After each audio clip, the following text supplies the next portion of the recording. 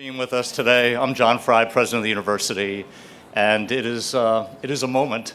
It is a real moment for this institution. So just 2 years ago, we gathered together on a glorious day to break ground for the renovation of the Korman Center and the creation of the Korman Quadrangle. And I referred then to the concept of the great good place, coined by sociologist Ray Oldenburg, which I thought captured our aspirations for what this place could actually be and what it could mean to our university. And that was a place that could attract diversity, that could foster serendipitous encounters, that could nurture a strong sense of community, all hallmarks of great universities and great cities. And I think everyone involved in this endeavor from the very beginning had full confidence that the plans for the Korman Center and the Korman Quad would be terrific and would be well executed. But we also knew that we had a bit of a tricky task because intentional placemaking can be a fine art. And contrary to the classic movie adage, just because you build it, it doesn't necessarily mean that they will come. And we all know of public spaces that stay empty because they're too sterile, they're too contrived, they're uncomfortable, they're inaccessible, they're cold. So you can imagine my pride when on an unusually warm winter day, literally a day or two after the gates were taken off of the construction site, I walked through the space teeming with students in the dead of February. Students and faculty and staff and visitors, people wandering between different parts of University City like they had been there forever. It was just the best feeling to see that happen. And just a few months later, the new quad and the renovated Korman Center have truly become the heart and the soul of this campus, which is something that I promised to the family, and it has been achieved. It is really an extraordinary thing that has happened here. So on any given day, you can walk through the Korman Quad's greens or the Korman Center's comfortable new lounges, and you can see students studying and eating and socializing. You can see faculty conducting classes. You can see staff holding impromptu meetings. You can see passersby enjoying a little bit of rest and some shade. And this space is a spectacular example of how placemaking can really strengthen communities. It's also a testament to a vision that first came into focus when the Korman Center was built in 1958. The central location of the Korman Center has long served as the campus heartbeat for students. Fittingly, the building was dedicated in honor of Max W. Korman, class of 1929, and his brother, Samuel J. Korman, class of 1934. And Max and Samuel's commitment to the university laid the very foundation that we enjoy here today. The Korman Center and the Korman Quad owes its success to many, many individuals and organizations. And they include a Drexel community that is deeply committed to inclusivity and collaboration and a deep connection and commitment to its neighborhoods and to its city. It's inspired by the stewardship of our trustees, represented today by Trustee Larry Korman, led by our chairman, Rich Greenewalt, and over the period of 20 years, stewarded by Trustee Emeritus Bob Buckley, who chaired our Buildings and Properties Committee. Tremendous leadership and hard work by our facilities and real estate team that turned this vision into a wonderful reality. The talent, creativity, and commitment to quality by the teams of Gluckman Tang Architects, Andrew Pogan Associates, Bittenbender Construction, and P. Agnes Construction. So I want to recognize a few of the individuals who are involved. From Gluckman Tang, Dana Tang is here, Richard Gluckman and Steve Bemke. From Andrew Pogan Associates, Jose Almañana, Tom Amoroso, and Elizabeth Hamill. From Bittenbender Construction, Emily Bittenbender and Kim McFadden. From our planning, design, and construction staff, Nancy Trainer, Kimberly Miller, Gail Holmes, Alex Coonan, and Michael Thompson, along with many others. Let's give them all a hand.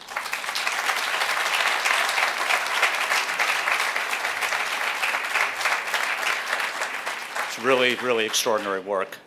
But most instrumentally, it was the vision and the generosity of a truly extraordinary philanthropic partner that made all the difference.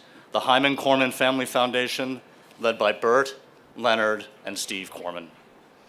Bert, Leonard, and their sister, Judith Langsfeld, Steve and his sister, Lynn Honigman, and their cousin, Joan Sohn, are part of a really remarkable family legacy that has molded the character not only of this university, but of Philadelphia as a whole. And of course, brothers Max and Samuel Korman, who were early and significant supporters of their alma mater, with Samuel devoting a decade of service on our Board of Trustees.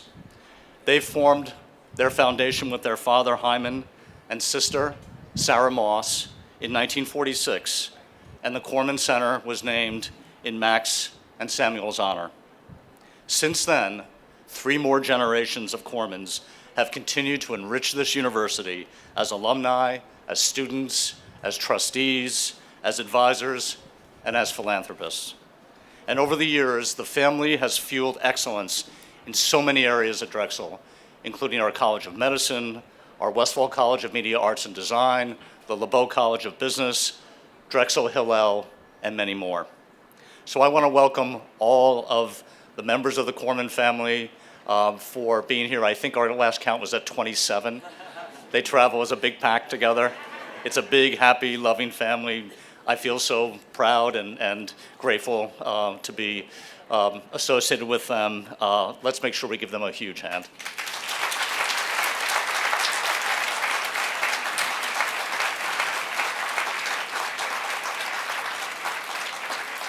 So to this magnificent family, thank you for giving us the privilege and the opportunity to sort of reimagine learning and placemaking and aesthetics on our campus in a way that will benefit our community for generations and generations to come. This isn't just a physical project. This is something that brings a heart and soul up to this campus. So I am really happy to introduce my friend, Larry Korman. We're delighted that Larry took up his grandfather Samuel's and his father Steve's mantle last year by joining our Board of Trustees. He also serves on the Buildings and Properties Committee. And in keeping with the Korman tradition, he has made a profound impact on the landscape of Philadelphia as president of AKA Hotel Residences and co-chief executive officer of Korman Communities, along with Brad Korman. We're fortunate to count him not only as a leader and as a supporter, but also a proud Drexel parent whose daughter, Nikki, who is a super talented fashion designer, is graduating from Westfall College last week, and she showed her designs last week at the Urban Center, and our youngest, Phoebe Fry, actually got to wear one of Nikki's creations. And she got home and she said, that was the coolest one of the ones I wore. She just loved it. And so let's give Larry a warm welcome.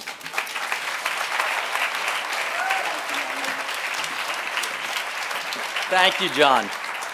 Between Saturday night's fashion show at the Urban Center, between the intimate dinner that Kara hosted last night and today's outdoor event, you run a fun university. And as you can see, Drexel is a happening place. Next week, many of you will get to see M. Night Shyamalan deliver his Sixth Sense at commencement. And hopefully some of you come and visit my wife, giving her address her 2 cents at the Entrepreneurs School. So I thought today, for today's ceremony, I would split the difference with my 4 cents about today.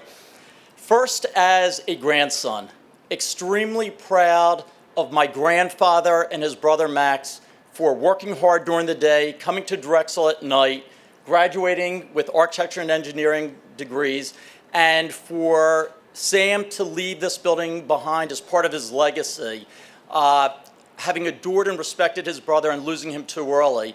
I thought that was really cool to do that, and it meant a lot to see this transformed in his honor. Second, as a father, as you mentioned, Nikki graduating next week. My father and I came here 4 years ago to visit Dean Allen Sabinson at the Westfield School of Business, blown away by what Robert Venturi had created there. Actually blown away by all the buildings in this area, but a little, not embarrassed, but a little aware that the Korman Center was tired. So it is very pleasing as a parent To see today, a week before graduation, almost 4 years later, to see this building transformed, vibrant again, makes me feel very proud as a parent. Third, as a businessman, working weekly in that tall glass building behind us being blocked by the tent and one of the other new structures at the FMC, I get to look over at the Drexel campus weekly and see John and Rich's vision come to fruition weekly, and to see the updated progress on this building, which you realize when you're up there looking from high above, this is the center of the campus. So to have this building relevant and this quad here is spectacular. So as a business person looking out on Drexel, it's impressive to see what has happened here. Fourth, as a board member, part of the reason why I'm up here, I recognize the importance of having a communal space for the students both to study and socialize. And as an inner city student, to be able to be outside in green space, to relax and build camaraderie. So as a board member, I appreciate this gesture to take this building and repurpose it and add vim and vigor back to it. What's neat about this quadrangle is it does lead towards Penn. And I said to John, I won't say this, but it is a way in which John is offering that, extending that olive branch to Penn. And many of you have heard about Amazon, but did not realize that John, in his other gig, he has many gigs as Chamber of Commerce, really was the one who brought all the elements in the city to work together as one. And Amazon very much is still considering Philadelphia. But even if we don't get Amazon, what is happening in the city, particularly in University City and Drexel, is nothing short of amazing, and other great things will come. So I say to Joan, Judy, Leonard, Bert, Lynn, and my father, thank you very much for not only continuing to take this property and this building and this quad to the next level, but also for the next generation. Thank you.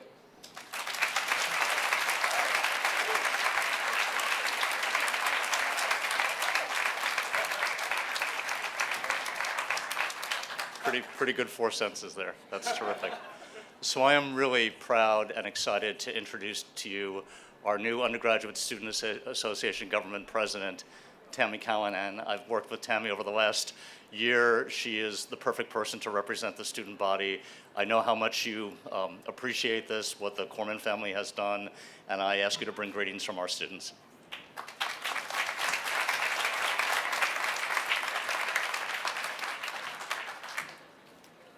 Hi, everyone. Thank you.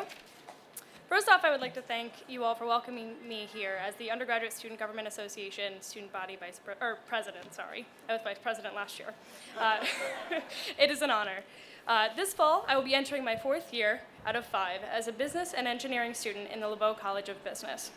In my tenure at Drexel and as a USGA representative, I have found that very consistently, one of the most prominent and recurring student concerns has been a lack of collaborative space, where students can congregate to do both individual and group studying. Whether it be at our events where we talk to students one-on-one, or in other settings, our representatives have consistently heard this feedback time and time again. We have created many ad hoc committees that work with various departments throughout Drexel to improve these existing spaces. The repurposing of the Korman Center has very uniquely provided such a space. As someone who spends most of their time either studying or trying to empower and translate the student's voice to the Drexel administration, I can assure everyone here that it is a space on campus that is vital, and the work that has been done has most certainly not gone unnoticed. The Korman Center is perfectly placed in the heart of campus, and the repurposing of it not only created a safe and accessible environment, but has created an inclusive and welcoming one as well.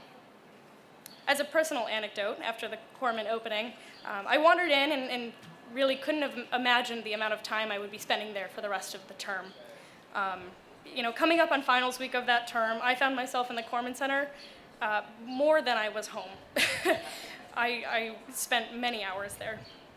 Many of you are all aware of the rigorous schedule that Drexel follows, so as a student, being able to confidently walk into a building knowing you are safe and can be efficient in your studies is imperative. I would like to once again extend my appreciation for being invited to speak here today, and the enormous generosity of the Korman family will allow students to excel even further than we already do. Thank you.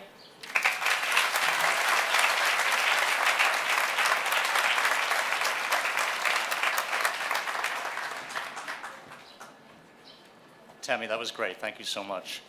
So our next speaker is Alan Greenberger, who is a distinguished teaching professor and department head of architecture, design, and urbanism in our Westfall College.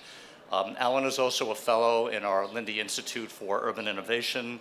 He served in Michael Nutter's administration as Deputy Mayor for Economic Development and Director of Commerce. He was also chairman of the City Planning Commission. And I asked Alan if he could spend some time with us today, maybe putting all of this in some sort of architectural and civic context, and he is just the right person to do it. Alan Greenberger.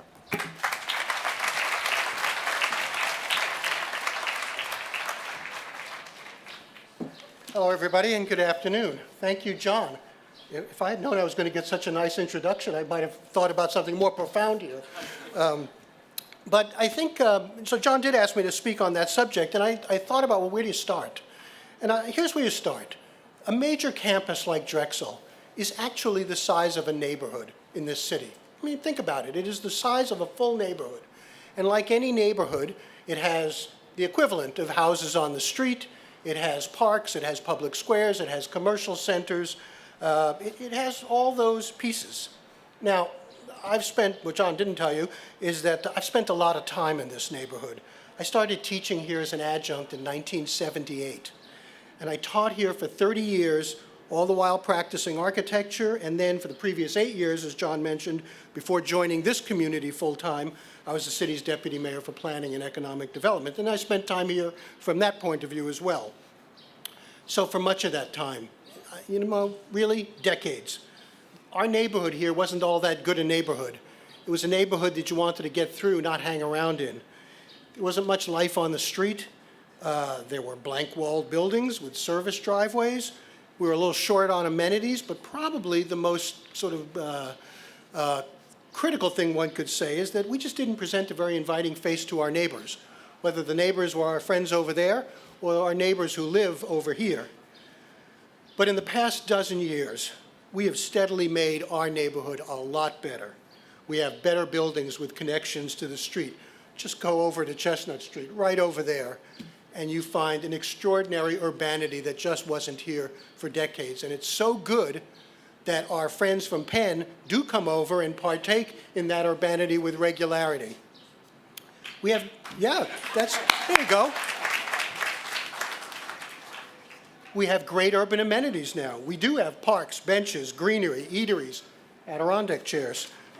But most importantly, we've paid attention to the concerns of our neighbors, and we're trying to be the better neighbor that is really a special obligation of any university to its neighbors. And if I could ask you for some applause on that, because that is actually quite extraordinary. Now, the thing about great street-side urbanity, which we now have, and people remark on it all the time, it's fantastic. But it absolutely needs a quiet, contemplative, welcoming heart to complement it. They actually go hand in hand. And now we have such a place right here in this Korman Quadrangle. From the day this space opened, as John mentioned, our community has been here doing the things that university communities do best. Not just hanging around on the lawn, all you folks out on the lawn if you can hear this, but is in fact inventing and transmitting knowledge. That's what we do so well here, and that's why places like this, as well as our urbanity, are absolutely critical to being a major university.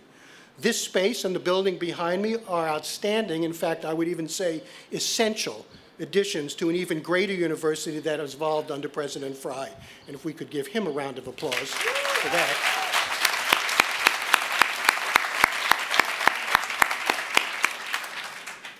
So everyone who had a part in this, the Korman family, President Fry, the board, the design and construction team, and if I could, want to give a special nod to our in-house design and facilities management group, who actually are doing the daily, behind the scenes, you haven't seen it, quiet work that make good things happen on this campus. All of you should be proud of what you've accomplished here. We have come a very long way since 1978 when I first started at Drexel.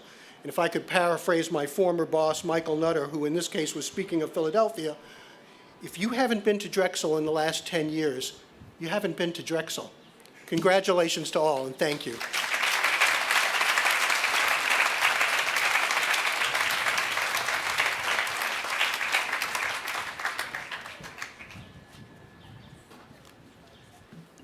So the part we like best is giving gifts. And so, Bert, I'm going to bring yours to you. But I would ask Leonard and Judith, Steve, Lynn, and Joan to join me on stage just for a second.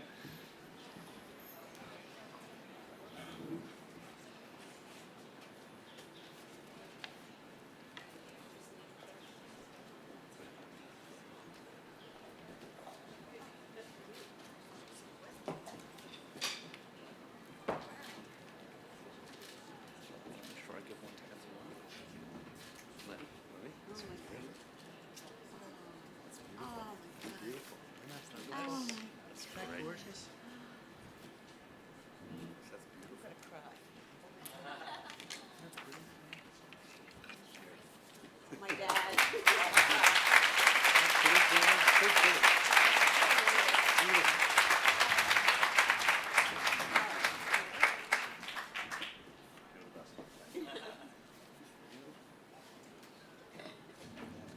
Oh, my goodness. What a gem. Oh, my goodness. Be better. It just couldn't. Ah. Lynn, come over this way so this nice Come on, Steve. person can get the picture.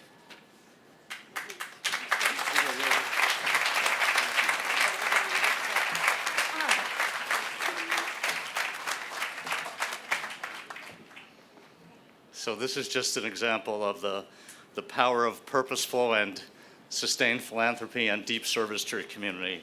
So I want to thank everyone for coming together this afternoon to celebrate with us.